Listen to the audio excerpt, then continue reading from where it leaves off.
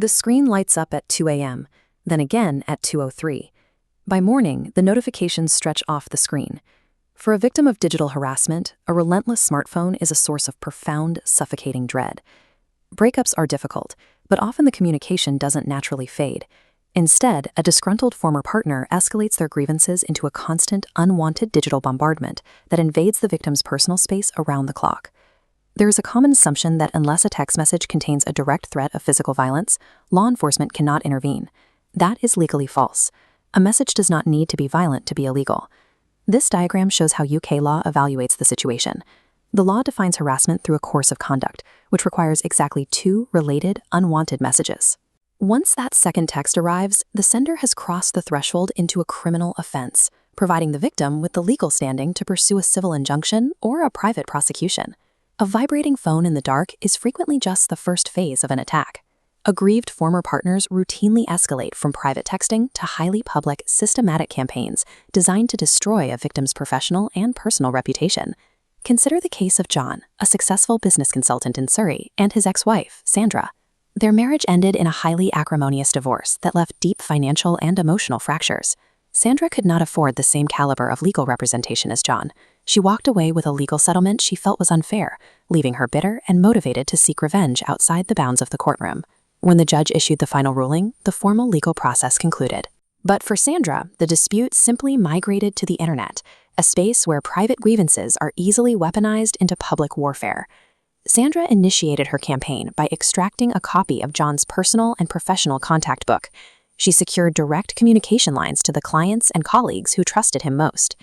She dispatched a mass email to everyone on that list. The message was targeted and damaging, urging John's professional network to click a link containing important information about John Smith, a liar. This diagram shows the architecture of a search engine manipulation tactic called a Google bomb. By pointing multiple links with specific negative keywords toward a single target, an attacker artificially inflates a damaging search result to the top of the page. Even after the initial shock of the email blast fades, the manipulated search rankings remain. It creates a digital footprint that traps the target in a continuous loop of public humiliation every time a prospective client searches their name. The attacker doesn't need to build an audience from scratch. They simply hijack the victim's own established network, turning years of earned professional trust into an instrument of psychological torture. For John, the immediate impact was absolute dread. His colleagues, clients, and friends were opening these vengeful emails in real time, resulting in severe professional humiliation that he could not immediately contain. Victims in this position face a paralyzing dilemma. Reasoning with a highly motivated harasser is impossible, but ignoring a public digital attack on your livelihood can lead to long-term reputational damage. Calling the local police is often the first instinct. However, traditional law enforcement agencies frequently lack the specialized tools and speed required to effectively halt a rapidly spreading digital reputation attack.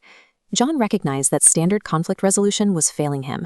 He needed an intervention built specifically to operate at the speed of the internet. Stopping an online campaign requires dropping the standard playbook. It demands the deployment of specialized legal mechanisms designed exclusively for digital harassment. John sought help from Cohen Davis solicitors. By applying precise internet law tactics, they were able to shut down Sandra's campaign quickly and decisively, resolving the matter before the professional damage became permanent. If you find yourself targeted, your very first step must be absolute silence. Do not engage, do not negotiate, and do not reply to a single harassing text or email.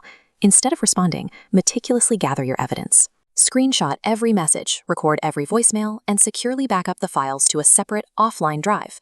This discipline is not passive. By maintaining silence and preserving every digital footprint, you are assembling the specific evidence required for a court to issue a harassment injunction. While waiting on a standard police report can take months, bringing a targeted civil action or a private prosecution through the magistrate's court provides a path to a legally binding halt to the abuse.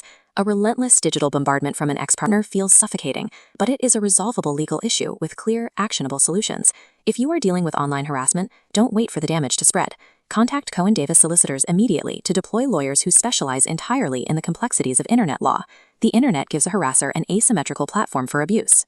However, specialized internet law acts as a technical and legal counterweight, providing the specific tools needed to halt the campaign.